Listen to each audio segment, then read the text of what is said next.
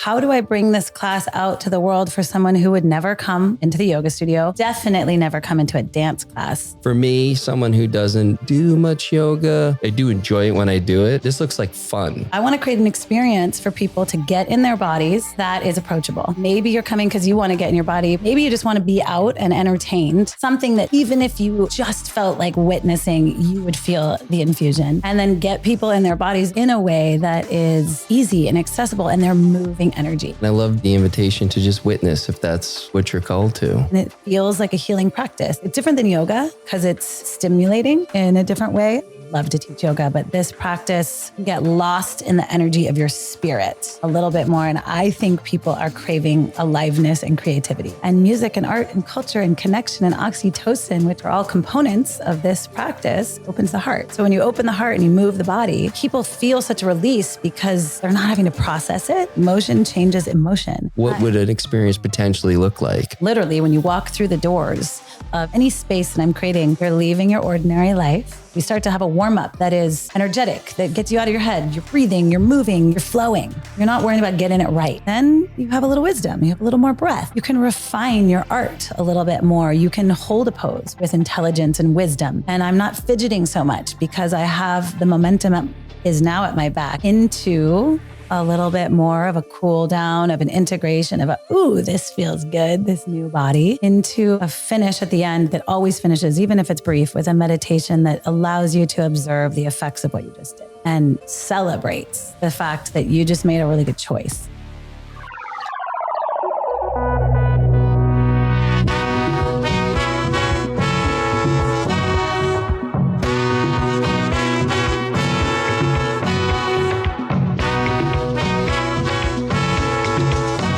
Jayne Gottlieb, welcome to Austin. Thank you. I'm so happy to be here. Can you, here, we'll bring the mic a little closer. Sure. Yeah, even just a smidge more. Usually this girl is like loud and proud. Okay, so. We can adjust. All right, we can adjust. Yeah, I'll keep an eye on the levels. Tell us why you're here. Oh, why am I here? I'm here. That's such a loaded question. I understand that too. But I kind of knew the answer right away, believe it or not. I'm here to spread Shakti. And my definition of Shakti, which I think is a fun thing to share. So I guess the definition, the creative, wild energy of the universe. Anything that has Shakti is alive, luminous, and desirable. So I got to stay in that vibe, which is like the work. Yeah. And then I get to spread it. So I'm here. And you're doing an event. This is Thursday, February 23rd, I think.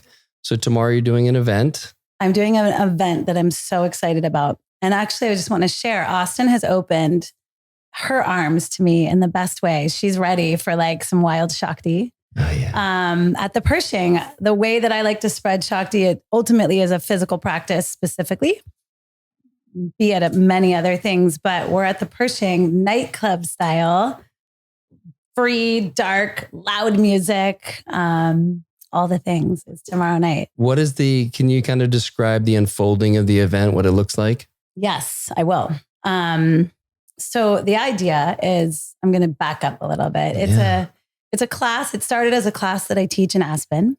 And it's a class that has an energy of its own, and it's become a really beautiful cult following, which is a hard thing to do in Aspen because I'm competing with the mountains and the splendor that is everywhere. Yeah. So to bring people inside in the middle of the day is something that it made me pay attention when I was like, people are coming. Something's happening here. And how long ago did you open the studio, or did you start teaching Shakti? So Aspen Shakti opened maybe 2014. Wow, here we are about 9 years ago. And then closed for almost 2 years because I had to rebuild into a new space. And then, so it's been about 7 years that we've been open. Now, when you closed for 2 years, what did it look like? Were you hosting at some other spot? What were you doing kind of in the interim? We were in every spot that would have me. Yeah. And I have a nickname, Tenacious Jayne.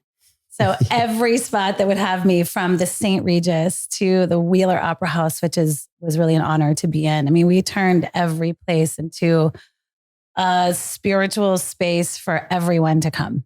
The reason I started the studio was I come from a background, ultimately in Northern California, of really big community studios from dance and everything is available there. And that didn't happen in Aspen. There wasn't a space to hold community in their bodies, in their spirits, in their minds. I didn't feel like there was. That makes sense to some level because there's so much outdoor stuff that you may be going with a group, but it's not, doesn't have that sense of maybe togetherness that you would in a... It really doesn't. I mean, the restaurant industry, I think they do, but there really wasn't a space, non-denominational, that people could come in whatever part of the journey that they're on. And, we change. We get injured in a ski town. You have a lot to look at in that way and grow from. So Aspen Shakti began, and it's been a ride. Yeah. I think you call your business Shakti, you're in for a ride. Yeah. Okay. So, I do want to get more into the Shakti, but what is the event tomorrow night look like? I've got the flyer. It looks amazing. And for me, someone who doesn't do much yoga, I have spent some time on the mat. I saw the invitation. I was like, oh, this is very, can't wait to hear what he's going to say. Yeah, no, there was no, I'm really struggling to find the words here. My shoulders dropped when I saw it. I was like, oh, this is very approachable. That's the word. I was like, oh, that feels good. For someone who's never heard of it, don't generally do things like this. Oh, this looks like fun, which is not my go-to thought when I think about yoga and getting on a mat. I do enjoy it when I do it, but it was just very like, come do this. It's fun, and don't bring a mat and let's play. Thank you. That feels really good to hear. Yeah. Because the whole point is this class, it gave me confidence to be like, something's happening here. I know something's happening here, but I really know something's happening. And then I thought to myself, how do I bring this class out to the world for someone who would never come into the yoga studio, definitely never come into a dance class? Oh gosh, no Peyton, my wife, has been doing this hip hop class on Tuesdays, and she's doing it on her. She's like, you should come sometime. It's like, I'm feeling a little more pull. And then she showed a video. And I'm like, I'm just not called to that. Yeah. It feels, for me, I get a little bit too much in my head with the movement, and am I doing it right? And I don't have great rhythm. So I felt like this is very different. It is different. And then it's also different from ecstatic dance, because I'm actually a dancer. So for me to go to ecstatic dance actually causes a lot of stress in me, because I've got to think about how I feel in the moment, but I'm a dancer. So that's just a funky thing. Yeah. You know what I'm saying? So long story short, I was like, I want to create an experience for people to get in their bodies that is approachable, that is warm. And I hope that's my personality. I hope I lead with that, because I think I do lead space from that place of it's okay to be you, however you are, and I got you. So I'm excited you got that vibe.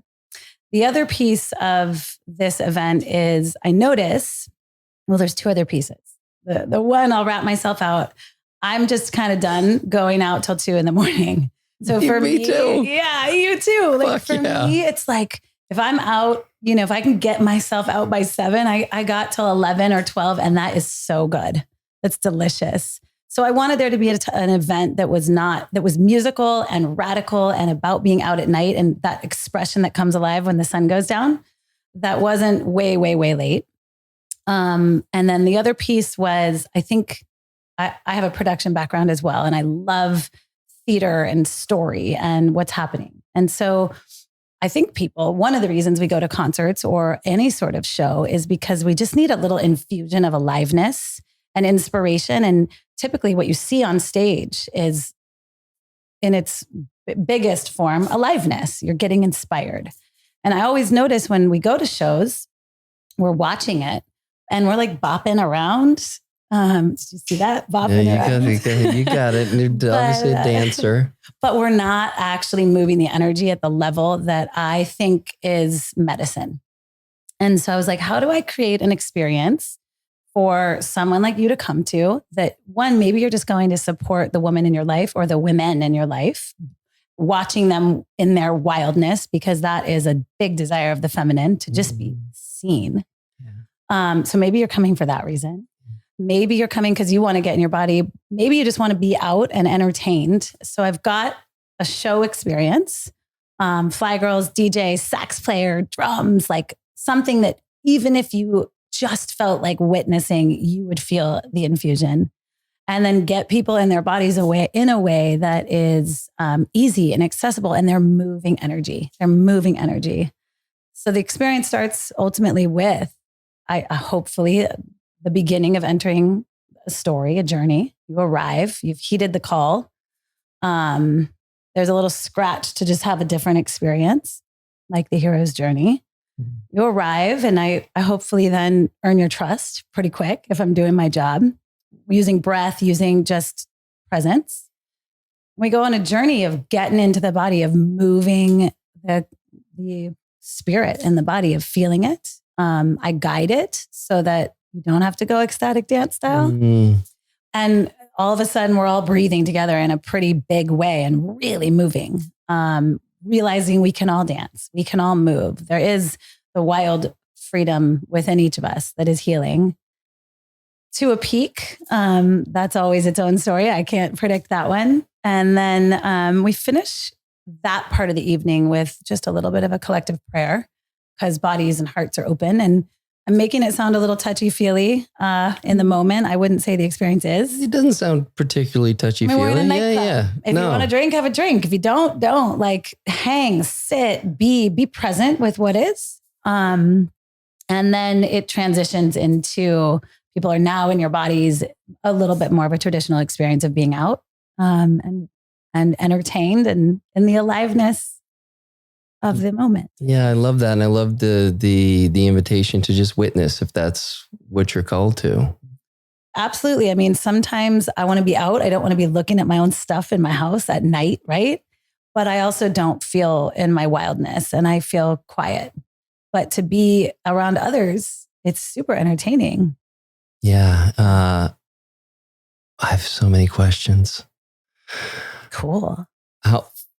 We'll get this one out of the way. How many have you done this event several times before? I mean, each one's obviously has its own stamp, but is this something that is part of your repertoire, or is it something you're looking to really grow? Both.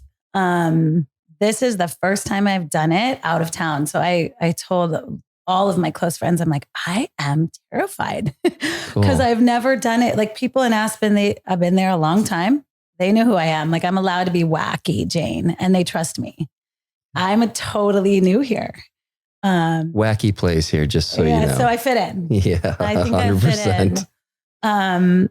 But so this is the first time I'm out of town. I have the support of the Pershing. It's really cool to have a venue get it and be like, okay, the well kind of nightlife I'm in once a month. We'll see. And ideally, I get to work with different musicians in different cities and to share this experience. And what's your hope for this? As you say, this is, kind of is emerging. What do you envision for this as a practice or I mean, like any good entrepreneur, it's 70% there and 30% in dialogue with the community. So I can't answer it fully, but my version, my 70% is, this is how I want to spread this practice. I've seen it bring people to their knees in joy. I've seen, what I really see is an open-hearted evening experience. And I think they're out there, they're growing. I have lots of colleagues just doing really cool things, but they're not everywhere. And so to be able to share this practice in this style venue, because you need a little bit of darkness, people need privacy, you need to feel the music in your bones. The studio that I have allows for that. But to transition this kind of a class experience into somebody else's yoga studio doesn't really resonate the way that I like. So to be able to spread this medicine is what I really want to do. So I go tomorrow night, I have this amazing experience. Then what's there for people here in Austin? Like, what's the next step? Well, lucky enough, I've been coming back once a month. If this is an event that works, I think we're going to try and do this once a month and kind of create community.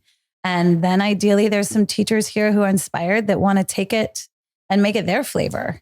And we'll kind of see. We're doing the dance, Austin and Shakti, literally. Yeah. And so are you currently training some Austin folks? I have a teacher training coming up in Tulum. And what is this? February. That's in April.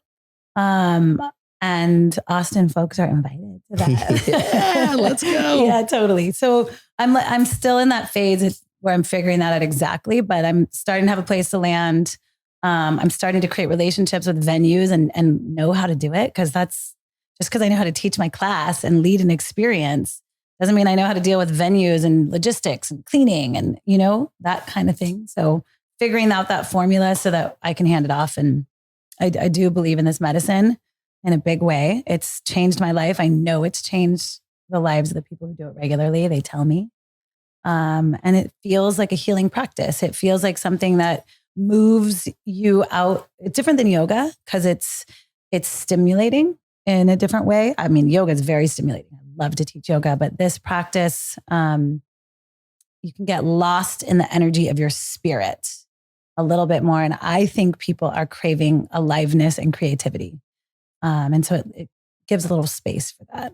Yeah. And then you mentioned kind of earlier, like kind of getting into your body and this idea of movement. Like, why is that so important? And you and I both know that we spend a lot of time in our heads. And spend a lot of time in our heads. I've been spending way too much time in my head lately. And I realized that things that I've done in the past, I haven't been integrating those things. And so this whole idea of the importance of movement, I'd love for you to share what really inspires you about that. And maybe what's even some of the science behind it. Thank you. Because this is like one of my favorite things to talk about. Look at that. Look at that. What are we? 15 minutes in. Juicy already. I mean, that's Shakti for you. It's already working. I think there's a big buzzword going on in the wellness world around embodiment. And I'm going to just bridge the gap of that's truth. You walk into a room, typically you either open light and life in a room by your presence, by your vibration. Hence, we're trying to keep our vibration high in all the ways, by what we study, by what we eat, all the things. And those are a little bit quicker fixes, and that's okay. We're human.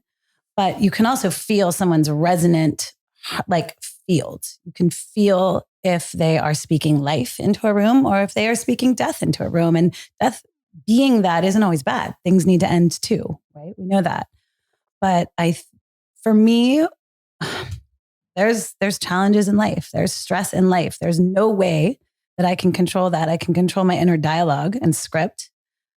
And I can control how my body is going to respond to that if I stay awake. So to me, this movement practice and movement practices out there, especially this one, it asks you to move so much in so many different areas that it really gets into the calcification where we hold our stress, we hold our tension. And a lot of us do that, I think, because we're protecting ourselves from the feeling underneath, right? If you feel the tension and you tense up and we're animals, you have an experience that stresses you out, the body contracts. It's just what happens, science-based. And so until you start to bring breath, and the way you bring breath more deeply into the body would be to move it and to begin to feel the uncensored flow of energy in the body, the prana. And so this practice, not only does it make you breathe because you get out of breath, ironically enough, but it moves the body so completely, naturally, because there's music and there's humans and there's connection, that it gets into the cells deeper than you can in a repetitive, stagnant move. You're actually listening to how your body would feel good and moving, bringing prana there, bringing the opposite of dis-ease. You're moving out that the body keeps the score. Does that make sense what I'm saying? Yeah. And so science-wise, I think that's probably self-explanatory. It's actually a healing practice. And music and art and culture and connection and oxytocin, which are all components of this practice, opens the heart. And so when you open the heart and you move the body, all of a sudden, you don't even have to know what it is. You're moving out what is no longer alive and having an experience of coming more fully alive, which certainly is why I'm here, to experience what it feels like in a human body to be alive, because that's the only way I can really connect from what I understand. I'm so inspired by the movie Soul. Like, when we're up there, we can't taste pizza. Like, I want to feel it all. And then I want to know I'm strong enough to feel it all. So this also has a strengthening component. Because it's a big world out there. There's a lot that challenges us, especially if we ask for it. Yeah, I'm curious, like, what put you on this path? I mean, you've been 20 years in Aspen. I know you've done over 10,000 hours of yoga. Is that? Yeah, lots. Holy shit. Yeah, I'm really teaching it. What put me on this path? And I'm curious, like, what is a typical, training? Is it 200 hours, 500 hours to get your certification? Like, what has shifted from that first, like, okay, I've done enough hours to be able to teach, to where you are today? I mean, that's like probably the most wonderfully layered question you've asked me so far. Ooh. But, the first answer is I'm an 8 on the Enneagram scale. Like, I got challenger in me. So when someone tells me that, here, like, do a 200-hour training and you're going to know how to teach yoga, the first thing this whole body is going to be is like, no way. There's no way I'm going to know how to teach yoga. I got to go live. I got to go understand what this really is. And I got to keep understanding what it is so that I can grow as a teacher and I have something to offer different today than yesterday, because we're on a journey. A big piece of Aspen actually inspired me. When you really start to look under the surface of Aspen, part of its magnificence and its history was built on this idea that Aspen is a place for the mind, body, and spirit to flourish. And I love that. That's why I live there. It's why I live there. And I think it's why a lot of people live there, because you could feel it. And when I looked around at the businesses, which I think is a really powerful tool to affect community and change as business, because we're transactioning of money. We're really into that as humans. Yeah, we are. That's okay. Yeah. I didn't see a lot of places that were really tapping into the whole mind, body, and spirit. I saw places that were maybe dealing with one. And so I was like, okay, this is a place for the mind, body, and spirit to flourish. I want to, in my body, in my teaching, maybe in my business, an institute where people can explore that, because that's a journey. You don't just get it. If you do, I think you get kind of bored. You go again, the hero's journey over and over and over. So I just, I said to life, like I said earlier, come towards me, life. I'm available. I'm strong enough in my body and makeup to handle some big challenges, and I'm going to go out there and figure out how to integrate it in my body and then share it, so other people who are having a similar experience, we can connect. I don't know. It wasn't a conscious decision. It just unfolded. Yeah, those are. In my experience, that's when I've had my kind of greatest growth, is when I haven't had that kind of flag in the ground to go towards, and I've just been open to what's unfolding, and then following the things that I'm really drawn to. Mm-hmm. And then it's like I end up at some place like, holy shit, I could have never dreamed of, standing here back when I, yep, quote unquote, started the journey. 100%. And that challenger in me, I think we all have all of it in us, but it's been such a journey for me to integrate her and love her. And also, but she's led me, because I was like, oh, if it's done before, it's done. Somebody else is. And I just kept wanting to follow that energy, because it's an aliveness that's actually very addicting. Yeah. And so is Shakti like your name? Is it commonly used? Because I know that, or I believe some of the roots of this are in, is it Booty Yoga? The roots of this practice, Body Alive, are in Booty Yoga. Okay. And actually there's a BUTI out there, Booty Yoga. But then there's a BUDDHI that was actually birthed in Hawaii by a woman named Jayne Liming. And Jayne and BUTI worked together a little bit. I come from the school of Jayne. There's some definitely components of that. Shakti itself,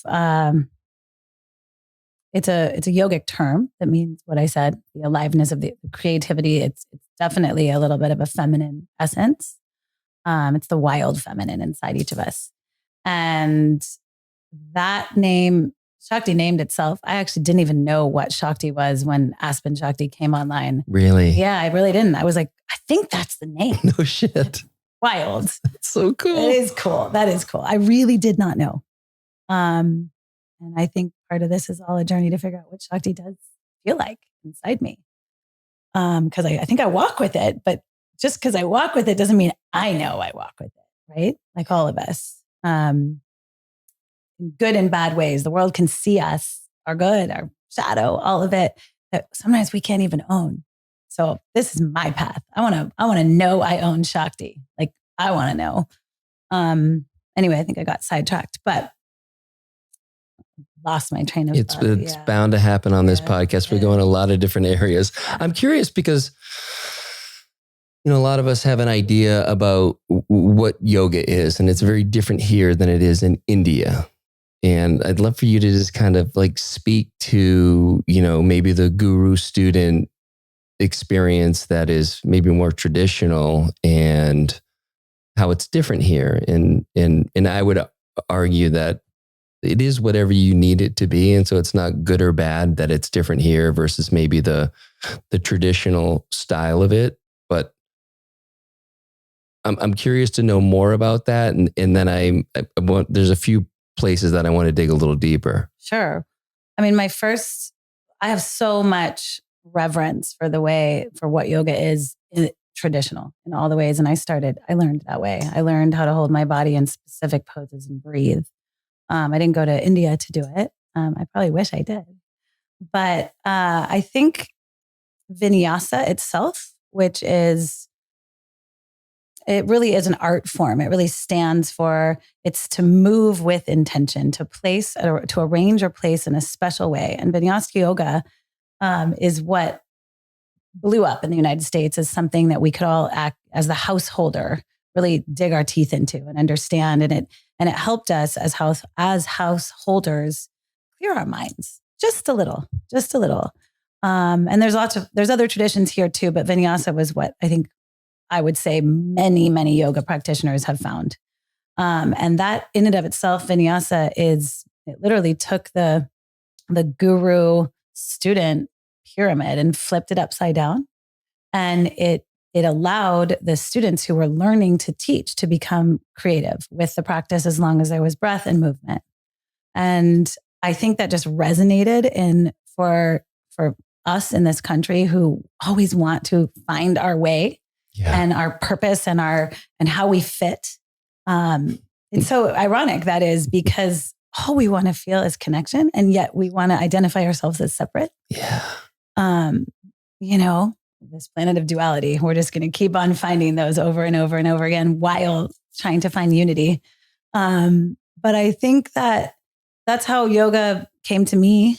And then I played with, okay, what is the structure? What feels good in my body? What feels true for me?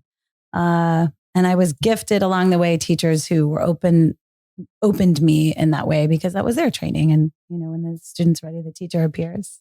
So that was my path. I think I have so much respect over and over again for the disciplined mind. Some people really thrive in that. And some people thrive in completely the opposite. And that's cool. Right? Yeah. Yeah. Well, my guess is many people that go to your experiences have some sort of kind of post experience happening. There's stuff moves, whether it's joy, it could be sadness, but there's an opportunity to move that stuff. I'm curious around like the kind of quote unquote new teachers when they come out in someone like me has an experience and they've done the kind of blocking and tackling. They know how to run a yoga class, but they're not really capable of holding space for like, what the fuck just happened to me? And I'm guessing, I'm not, I'm making an assumption here, but you very much know how to work with someone when it's expected to have something happening, something shift, something could be life-changing. Mm-hmm. What do you say to those that are out there that are maybe just getting into it or in the early stages of it? Like, how do they support someone post, having That's this? a great topic. As yoga has just become more and more accessible. It's such a great topic. And it's like anything too. We're using yoga right now. It could be a CrossFit teacher. I mean, I did a lot of CrossFit, a coach, I guess, back in the day. And these coaches were doing the best they could. They did the weekend certification and people were getting hurt, because we were doing things that maybe we were a little bit more than we I don't want to say should have. I don't like to use that term, but ultimately it's, on some level, it's part of my own journey. If I'm following someone who maybe isn't as credentialed as they could be, it's okay. Like there's learning in it for me. And so while we would all love to have someone that could, be there for the aftercare, I do think there's a lot of personal responsibility that goes into kind of either knowing what you're getting yourself into, or if you don't, like, just understand that there are stakes with everything. Yeah. And so now I asked the question, I'm like, well, actually, I almost feel like there's less responsibility on the kind of teacher side. I mean, there is some for sure, but we go in as active participants. We signed up for whatever this is. Can we get to the learning underneath, maybe not being able to integrate that right away? Well, like I said, it's a really interesting question. I mean, I think the first thing I want to say is, you learn to be a good yoga teacher. You learn to be a good at what you do by being bad at what you do first, and just by showing up over and over and over again. And so that being said, I think a student, they're going to feel a different resonance in the teacher who has the confidence to provoke and hold someone in their, excuse my French, in their shit, than someone who's literally teaching just the poses. And when I say teaching just the poses, I do not mean ever that it's less of an experience. It's a brilliant experience. And we're all, I think, guided in some way to, there are no mistakes. So we're guided to the classes that we're ready for. And life brings us what we're ready for. And sometimes you can be a brand new student and walk into a room and get touched in a way, and energetically opened, that you were ready for. And whatever you walked into that day, it was going to happen. I have to believe that. And I love that you said there are no mistakes. I'm really, that's like of all the things you said, like that, it could get passed over, but I think, and it's a little bit, I think what I was trying to articulate is like, there's something, none of this is by mistake. There is something in there. It just may take us a little longer to sort out what it is. And maybe we don't even need to sort it out. Just be curious and open to what comes next. Yeah, which I think is really the heart of the theme of what we're talking about. This idea of, I guess, openness, trust. If you look outside and anywhere and you see the magnificence of what has been created, both in nature and even by humans and cities and all of it, like there's no way you can't sort of want to take a moment to believe that you can probably rest or trust in the blanket of like infinite creativity that's around us and believe that something magical is going on. Right? Yes. I hope so. I have to go there because it would be tough. Well, and it's a great, as you're saying that, it's a great reminder to me that when I don't see those things, like what's going on with me and my shit, that I'm closed off to all of that. Me too. And that's when the disciplined yoga practice, the one that is you're in the same pose over and over and over again for way too many breaths, is really appropriate, because that's going to teach the mind discipline that, okay, hold on, I'm just having an experience. This isn't actually the truth of what is. You can begin to train the mind through those disciplined practices. So they are so valuable. That makes sense what I'm saying? Yeah. And I love that idea of sometimes we can get caught up, well, if we're too disciplined, we're missing the experience, we're not present, but on some level, there needs to be discipline. And a good friend of mine, Boyd Vardy, always likes to say some version of have enough structure to be able to leave structure, form to leave form. And it's just this idea that they both work together. And we know, like in our experience, it's not one or the other, it's both. It's just how you kind of marry those two things. Lifelong practice. Yeah. Right? Lifelong practice. Oh, good. I love this. I'm curious. When did you hit 10,000 hours? Oh God, when did I hit 10,000 hours? I mean, I want to say right before COVID-ish. I mean, I hit 10,000 hours. That's a lot of hours. Oh my gosh. How many years is that? How many years is that? I have to do the math and I don't know in the moment, but I was like, I hit 10,000 hours. I mean, I guess if I started when I was 20, it was 10,000 hours of teaching. I mean, that's just showing up every day and teaching a lot for a long time. You know what I'm saying? And living, and I guess I've really also, this isn't in that credential, but I've chosen to make life my teacher. And myself available to the teachings and being the teacher all in the same moment, all the time.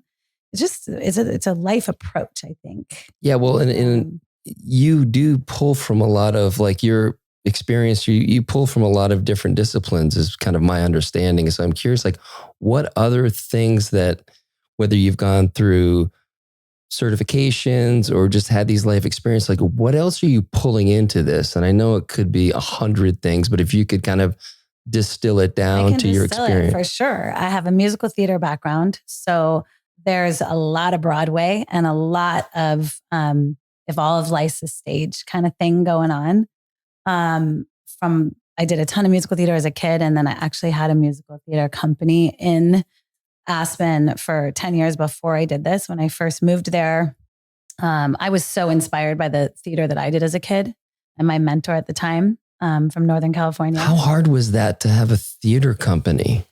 Well, when you're 23, nothing's that hard. You just do it. Yeah. And when you're the challenger, you're just like, let's fucking go. There was no children's theater that I was like a yes to. And I literally put up posters.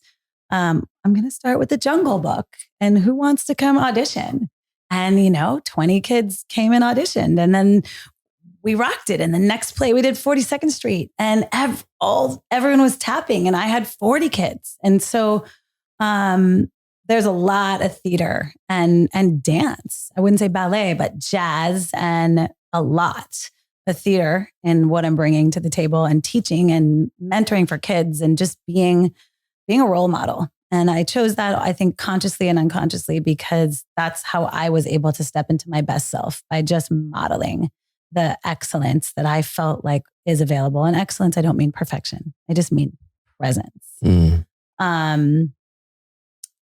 There's a lot of New York City in there of like hanging out at Alvin Ailey, the Ailey Extension. It's their dance studio for the public. And literally I would go to New York and just stay there all day and take 7 classes until I couldn't even think straight, from samba to some tango to a Horton technique, which is a modern technique. And I would just like live in the culture of New York City. Growing up in Marin County, Northern California, that was just like, wow. Yeah. And so that learning from people who were embodied is what's happening. I was watching humans who were expressing their creativity through their body. And I learned to mimic that. Then yoga came, from Bikram to Vinyasa to having mental breakdowns of life not going exactly like you want. So me needing to find a spiritual practice that came into learning to teach it, learning to my certification. I didn't mean to like scoot around that, but it isn't what made this come alive. Perfect. It isn't what made this come alive. Yeah. It might have been the opposite. Sure. Yeah. Sure. I was really frustrated. I'm like, this doesn't make sense what you're teaching me. I'm going to go teach. Like, that doesn't make sense. I feel a little disillusioned by that there is a certification, because it doesn't make a lot of sense to me. Yeah. But you do also have to know how to move people's bodies, and you do need to know anatomy, and you got to start somewhere. Form to leave form. Yep. That. Yeah. Cause I think you do need to learn the blocking and tackling before you can really embody it. Mm-hmm. And I know 100%. Like in the beginning, it's whether you're learning how to meditate or, just so in my own head with the practice, but it eventually you're able to, like I said, bring the two together where you know what you're doing and you're actually doing the thing as intended. It's so beautifully put. It's so what you just said. It just reminds me how tender and fragile and vulnerable it is when you're not in your body. And that is one thing I do forget. I happen to be deeply in my body. It's been my whole life. But when that's not familiar, how terrifying it is to be in a public space and try to feel things physically, emotionally, spiritually, breath, that, most of us protect ourselves from feeling those things. Yeah. And I love that I hadn't really thought about that as the vulnerability of it, but that's what it is. And then we're trying to get out of our head, and then we're just so in our head, and then all the movements, nothing's working. Of course not. And then it's just this cascade of a shit show. And you're like, why did I even fucking come? And then maybe there was like a little breakthrough. Yeah. And you get so just terrified that you drop the defenses and you can actually get into the practice. But sometimes, again, like for me, it was meditating. It took me forever, it seemed like, until I could actually feel like I was meditating. Mm-hmm. And I was so judging myself all along the way. Like, come on, man. Like, and then I'm like, oh, wait, I'm talking to myself. And the whole point of why I'm doing this is to learn kindness on some level. And I'm being wretched with myself. Yeah. Tell me this. I'd love to know, like, some of the challenges throughout your life where you felt yourself stuck, and then this practice or some combination of these practices really allowed you to feel what you needed to feel. Because I know in my own experience, when I'm in those challenging stages, initially it's like protection, don't want to feel it, busy myself, do whatever it is rather than feel what I need to feel. But then something allows me to actually sit with it, work with it, hopefully integrate it, and then kind of move to the next kind of level. Yeah, this specific, more dance-based practice is really interesting because the music's too loud for me as a teacher or any teacher to be weaving in wisdoms. So there's nothing you can actually think about as the student other than keeping up, which, and ultimately, once you learn the practice, you can drop into the music in your body a little bit more. But the cool part about it is there's none of that sitting with what's coming up, because it moves quickly, and the body it's just moving the stuff out over and over and over. So you're actually not even having an emotional, like, registered experience. You're moving. There's joy, and there's probably anger, and there's probably sadness, and there's ecstasy and freedom and self-judgment all happening really at the same time. I mean, if I could put words to it, that people feel such a release because they're not having to process it. The body's just doing it. And I always say, and I say it because it's so true for myself. I can get stuck big time in my head, and it can be heavy, and it can be slow, and it can be so, when I say heavy, just like thick, just the emotions I'm feeling, they're the truth forever and ever and ever. And I'm never going to feel different ever. Yeah. And it's the exact things that it's the opposite of being alive. So what am I doing? I really do have a few little mottos, like there are no mistakes. One being motion changes emotion. So if you move the energy, I don't have to know why. I don't have to, my brain will catch up at some point. But something's stuck, something's heavy. I've become a lot of matter and less energy in those moments. And just to move, I always say, if you show up for your practices, even if you can't, but you show up, they work. They work. If they work when you move, it moves energy. And I have a different perspective every time. I mean, I have sat, it is such a blessing to teach because you got to get out of your own shit when you're teaching. I have had some shit in my life, real shit that, people would look at and be like, that sounds hard. And the only way that I was able to have a different mindset, which really was everything, was to move from where I was physically to another space, to move, to breathe, to be in nature, to move my body. And I could have a different thought.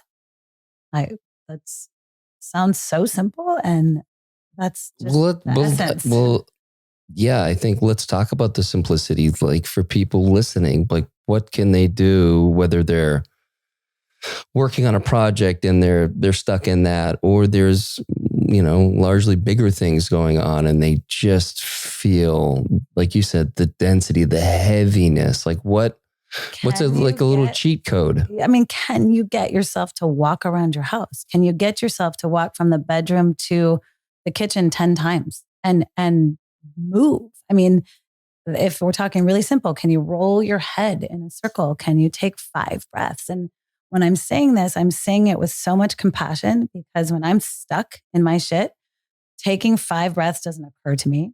Rolling my head in a circle doesn't occur to me. Rolling my shoulders up and down, taking a deep breath in, reaching my arms to the sky, touching my thighs, it really changes things. I mean, I think of life, especially those times where we're stuck, I think of it like a ceremony. I really do.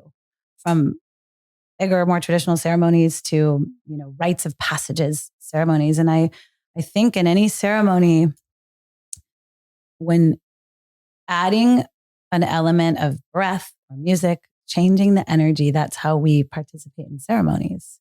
And they move things.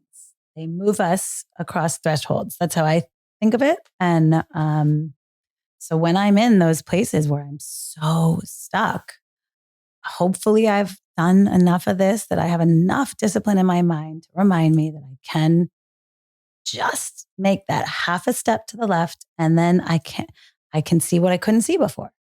And then you can take another half a step and you can see something else.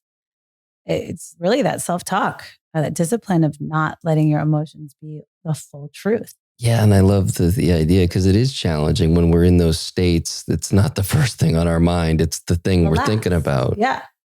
And then it's the idea of kind of crossing a threshold. I even think about physically, like I'm in my office, I'm stuck with something. I literally need to step across the threshold of that room, change that, maybe go outside, maybe put some music on. It is so simple. And who doesn't like to do that?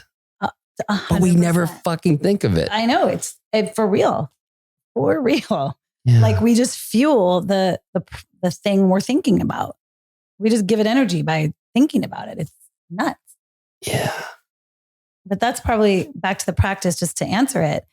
You can't think about your stuff when you're stimulated, moving energy. You can't, which is great. So it just gives you space. And when you have space, then you can typically have a little bit larger perspective on what's happening. Okay. So for a beginner, right? Someone who doesn't generally do this, what's a recommended daily dose of how many times should I move out of whatever I'm doing? And maybe you're just doing some work and you're in a good flow, and like, do you have any kind of recommended daily practice? I'm gonna make this up on the spot. Yeah, that's what I expect. Okay, you feel into it. I'm going to feel into it. I mean, I would say every hour you got to do something different than what you're doing in that moment. Like you have to break the momentum tunnel you're on. shake it up, and then come back and just see what's changed. That's why I think stand-up desks are so awesome. And I'm not saying do the same path. Like, don't go get yourself a snack. I'm not saying, the same path that you do. It's really that disruption of energy, I think, that causes presence, I think we're talking about. Yeah. Yeah. And I'm trying to think about movement as medicine. It's such a big deal. Yeah. That is the challenge. We get, when we're stuck in our head, we're literally stuck physically too. And it's like you move the head by moving the body first. Mm-hmm. Well, it's like, I look at it, I always think of it, and I actually love this analogy. Like, the brain has pathways similar to like a beautiful field that has tall grass. And, in a beautiful field that has tall grass, there's some pathways that the animals have taken or people that it's matted down. And naturally, those are going to be the easier ones to go to because it's matted down. It's the ones you would go to. And so our brain works like that too. We have pathways that we always go to.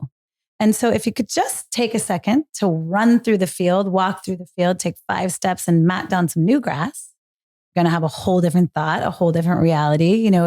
I always say, and I really believe this, it's true if you think it's true. So matting down some new grass, like, that's how we stay young. That's how we stay vibrant. That's how we stay alive. That's how we stay present.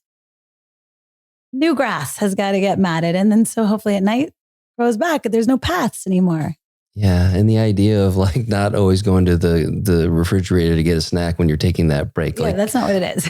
keep kind of shaking up the snow globe. Yeah. Bend your knees, like, deep if you can. Stand on your tippy toes. Things that are just a little different. Mm. I don't know. I'm curious to hear about your studio in Aspen because I've heard it's one of a kind. Special place. What was the inspiration for it? What, like, the best you can? Because I know probably being in the space is obviously a completely different experience, but what is it? What is it about the space that's so special? I think I kind of know. Like, Aspen in general is a pretty extreme, you would even say masculine place. There's mountains. It's rigid. It has a masculine energy. You want to achieve, you want to get to the top of a peak, and you can really feel that there. There's a lot of overachievers. That's what it feels like. And I think that's incredibly attractive. So the space that I ended up finding, or I could afford for a yoga studio, was a basement space. And we ended up being the first business or the first like habitants of a new building. And we were in the down, like, basement back corner. We were in the back corner of a basement, like, hard to get to. Like, it takes literally a minute to walk from the street, a full 60 seconds down the steps, take a left, back to the back corner of a basement. That's a long time. It's a long time. Yeah. And Aspen is like, the splendor is so gorgeous. So I was like, if I'm going to do this, number one, it has to be absolutely beautiful because nobody's going to come down here. And I also wanted it to feel exactly the opposite so that people's nervous systems could get some balance to what it feels like to be at the top of a mountain. I wanted it to be nurturing. I wanted it to actually be very womb-like and warm and inviting and very feminine. And that feels like a safer energy to work on yourself. You're held. The space itself is held.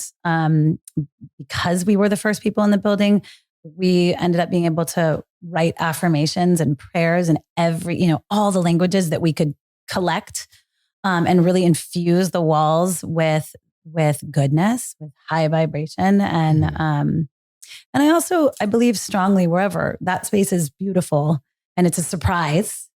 We call it the heart cave of Aspen. But if you're going to work on yourself, it's hard work. It's hard to look at the things you don't want to look at. That's just hard. And that's cool. And so I feel like to have a space that supports that you love being in, that you feel good in, that feels beautiful, it just supports the willingness to do the work. And that's why. Mm-hmm. Sounds amazing. It's a special. And for people that are listening and want to drop in, and we'll have links in the show notes and all that, but where would they find, how do they sign up for a class? So aspenshakti.com. You're going to find, you can sign up for a class that way. SHATKI. SHAKTI. Oh, dang it. That's okay. Aspen Shakti. Shakti. Yeah. Oh no, everybody, that's how people pronounce it. You can walk in any restaurant and say, can you just tell me where that wild Shakti place is? And it's a small enough place. Most people know. Aspen Shakti, Instagram too. You're going to find us. And then how often are you running classes? Every day, all day long. There's give or take 5 classes a day. I think we just don't have class on Christmas. Other than that, we're there. And then when you're not there, who else is, you have other teachers? My team is radiantly fabulous. And I can't say thank you to them enough. This would never work without them.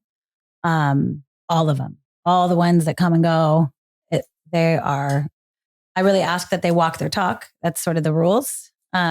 As an institute, we actually, we have one of the highest prices of drop-ins in the country. It's $42 drop-in, and that's not just an Aspen price. It is because $4 per drop-in goes into a continuing education fund for my staff. And then seasonally, I award a staff member with whatever we've collected so that they can continue their education. Because I think if we're going to be an institute, you gotta walk your talk. You got to stay with it. You got to stay fresh. It's really important to me. Wow. And so, how are they getting their training in general? Like, how does one become a teacher? Is that what you call it, a teacher? Yeah. I mean, I think at this point, each of us are probably coming to the pot with a different 200 to 500 hour training. We've all found our ways. The way I hire is you have to have a certain amount of hours underneath your belt. But then each of us have a little branch. Like, for example, if I was going to go to continuing education, I'd take Samba classes right now. I'd maybe go to Africa and learn a little bit more about the African dance and the spirit of it, just deepening. I have some practitioners who are yoga therapists, and they're deepening into how the fascia release and how long it takes as the science expands and progresses. Other people who are doing breath work and learning as more and more come online about what's available. I mean, so just deepening into your field. And so the classes are varied, is that right? Completely varied. Oh, okay. Yeah. Mm-hmm. I have everything from some breath work to meditation to beginning yoga to vinyasa to strengthening classes to the dance and to restorative. Yeah. Tell me about the body practice method. So that came just really quick out of COVID when everybody was going online. What was that like for you? Actually, it was a living nightmare. Yeah. I just mean really specifically because my business has been like a baby to me, my child. It is certainly something that I've nurtured and coveted in the best ways I can possibly do that. And to have the entire industry and everything that I do move from an in-person experience where we're exchanging energy and oxytocin to a solo experience online, and to create an experience that was seamless online. I mean, that was like the fastest school I've ever been to. Yeah. How long were you able to turn that around when the doors had to be closed to? Probably took us, we tried to do the Zoom thing. Okay. I was going to say, was it Zoom? No. It didn't really work for what I had to offer because 2 things. One, 80% of my clientele don't live in Aspen. So they already have their home studio that they were probably Zooming with and probably felt safe. Aspen itself, I did the best I could. We did a little YouTube stuff for free. We did the best we could as fast as we could. Meanwhile, I was like, what do I really have to offer here? It's coming out of this dance practice. It's coming out of this, I really committed to creating a transformational journey experience and a ceremony experience in every class. Oof. And again, my theater background, I was like, okay, hero's journey, telling the story in every class. So I really had to refine what it is I was doing. And then the music being integrated with the microphones, being integrated with the lighting, because I also have a very dark studio. I mean, for us, it was a walking nightmare to try and figure that out. It was really expensive. It was 3 years of getting the rug fully pulled out, and then it kept changing. It was tough. Tenacious Jayne is also known as Crazy Jayne, and I'm still doing what I'm doing. And part of it is because I wouldn't have known what else to do with my life. So I just kept doing it. Yeah. So what else do you want to do? Oh, what else do I want to do? Where do you see this growing, or what is some, itch you haven't scratched yet? I think I'm really on a mission for powerful collaborations. I always say, whether it's my personal life or my business life, I'm really interested in 1 + 1 = 11. I'm really interested in that. And so exploring the world of partnership and collaboration is just what I'm excited about. I finally have the team on the ground floor in Aspen. So I feel like whether it's through this dance or wherever it takes me, to collaborate is really what I'm most interested in right now. That's an amazing segue to an event you're going to be hosting in Aspen with Be Here Farm and Nature. Look at you. Oh, look at it. It's happening. And when, what do you remember the date?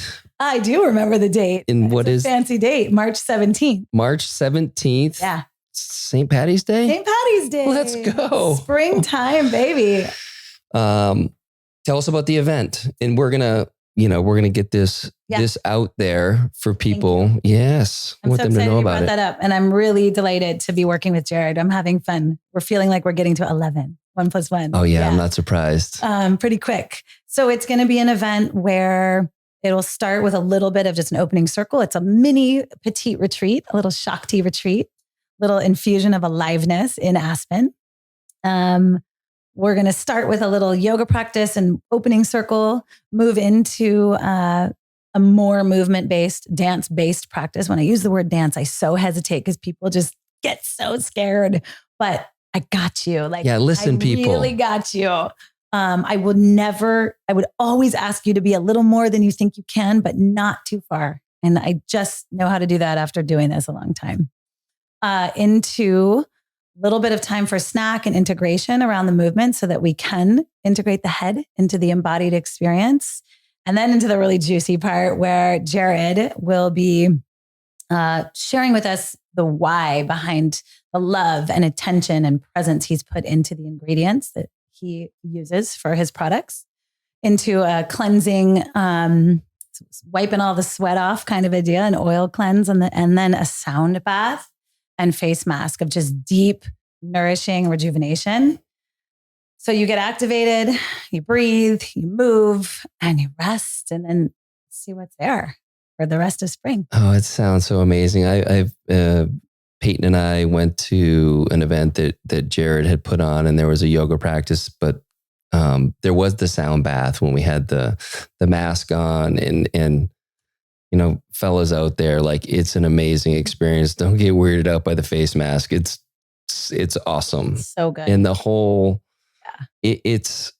and I wish I could speak to my personal experience. I will be able to after tomorrow night. You will. But I think those two together sound so epic. I think it's going to be a real experience of the hero's journey and integration. You practice what it feels like when you do something that's a little out of the box for you, and then you get the yumminess, and all within this dark heart cave, womby space in Aspen. Yes. Yes. Tell me, I want to hear a little bit more, because you mentioned it a few times. It sounds like the hero's journey is such an important part of what you share with people. Why is that? I mean, it is absolutely the structure and the core essence. And maybe land it for people a little bit who aren't as familiar with. Yeah. So Joseph Campbell, incredibly brilliant philosopher, noticed at one time that every culture, all the stories that they were telling sort of followed this idea of what I'll go through, this waking up kind of to a moment of I want a little more. There's something calling me forward. And I imagine everybody who's listening can remember a very specific moment of just being having an itch. And then it's very natural that we would hear the itch, but sort of want to resist it. And we sort of come up with all the friends and all the allies that help us resist our growth. Because it's comfortable seeing where we're at. Totally. But then it keeps itching. And then you start to meet a few allies who are like, well, I kind of know what it's like over here. You want to come?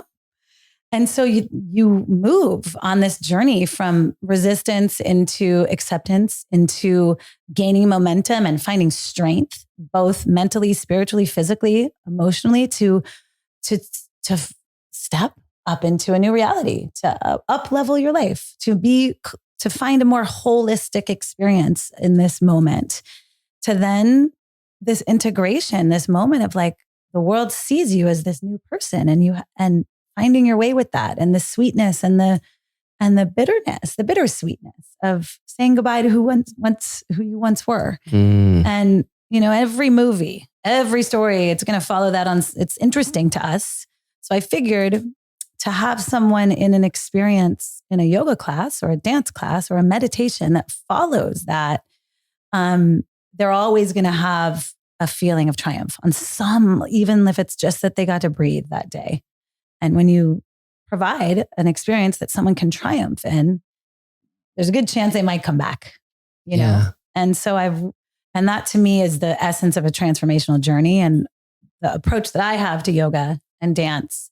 And if someone's going to spend money and work on themselves, I want it to matter. I want it to be good. Hearing that, on the one hand, I get that. That's amazing. But then on the other hand, it's like, it sounds really hard to do within the container of a yoga class or a Shakti class. Like, so how, like, what's a little peek behind the curtain on that? Sure. What would an experience potentially look like? I mean, there's always going to be a ground, like literally when you walk through the doors of Shakti or any yoga, any space that I'm creating, you're leaving your ordinary life. And you're stepping into the mystery. You're stepping into trusting me on some level, at least for 60 minutes. You're stepping into trusting yourself and your breath. You're stepping into a willingness to have an experience that you might not have had if you didn't walk through those doors. So there's a grounding, a container, an acknowledgement of you're in the extraordinary now.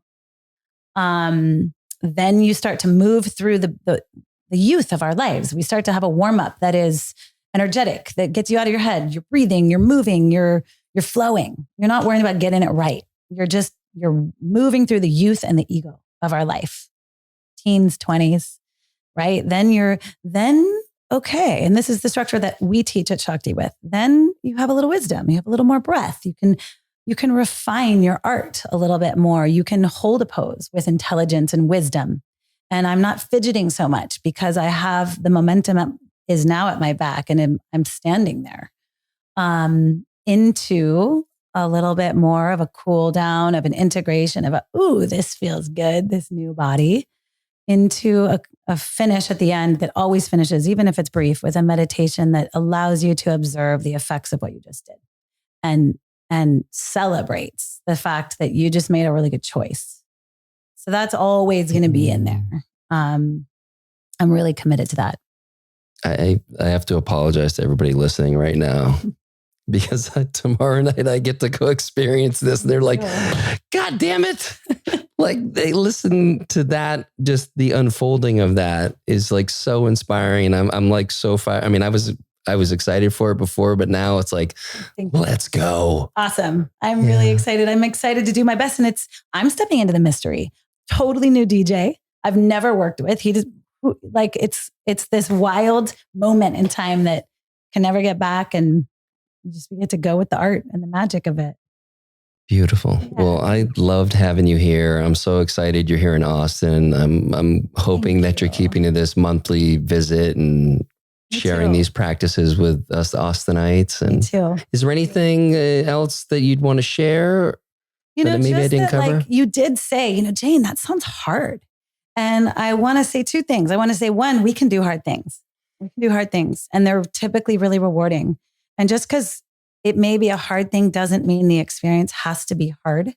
This idea of trusting that you've been called, or your friends dragging you, whatever, it's a calling. And to trust in your soul's unfolding. We're all unfolding. We just are. And I can't reiterate enough how much, why would you say to yourself, well, I'm not a dancer. I say to myself too, I'm tenacious Jayne, like I'm a challenger. Like, why would I even define what I am if I want to grow and be different? So I really just can't stress enough how open-hearted I am to everyone on whatever part of their journey that you're on. And I promise you, I will do my best to respect that maybe you are stepping across a mini threshold or a giant one. And I will do my very best to hold you with presence and love and do what I do best to help you do what you do best. And that's just like a pledge that I have. So everyone is welcome and it's not scary. Yeah. It doesn't sound scary at all. And then good. Yeah, I think anybody listening right now really feels the authenticity and the integrity of what you just shared. Like that's... Thank you. It's real medicine. Yeah. It's real. If you are doing the supplements, if you are reading the books, if you are on any part of a path of awakening on any level, this will catapult your journey so fast. Just by showing up, you actually don't have to do anything. Just show up and be in the energy and just try. I deeply know this is medicine. Yeah, I felt it today. All right. Where can people find you? You'd mentioned Instagram before. Yep. Easiest place, DM me on Instagram. I'll find it somehow. That's what my team really helps me with. Yeah. I'm not much of an electronic girl, but that's going to be the easiest way. Or Aspen Shakti, you can find an email address. I'll get it. I'm passionate. I don't let things fall through the cracks. I really, really care. Awesome. Yeah. Come to Aspen. That's like the biggest. I've never been. Yeah. That sounds so dope. To Aspen. Yeah. I got you. Yeah. I'm in. Cool. Awesome. Thank you. Yeah. Thank you so much.